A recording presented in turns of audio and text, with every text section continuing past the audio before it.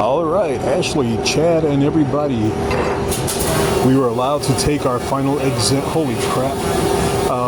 Sorry, I almost got sparks from the next robot cell. So we're allowed to do our finals today. It was 2 of these. Dress, prep, all that other good stuff. So it was set up one piece, program, and then run both in under 15 minutes. I got 12 and some change. So now I've come to understand more about, I guess, the significance of concave versus convex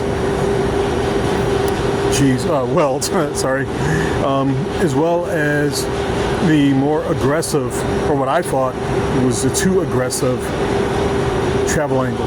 So this is what we have on one. Not terrible. I'm not sure if that would qualify as undercut or not, but I don't like it. And side 2. Look at that. Looks like a filleted fish, doesn't it? And here's piece number 2.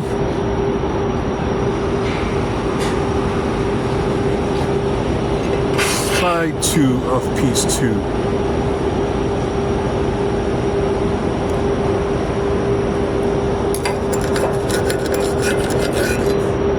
Good stuff.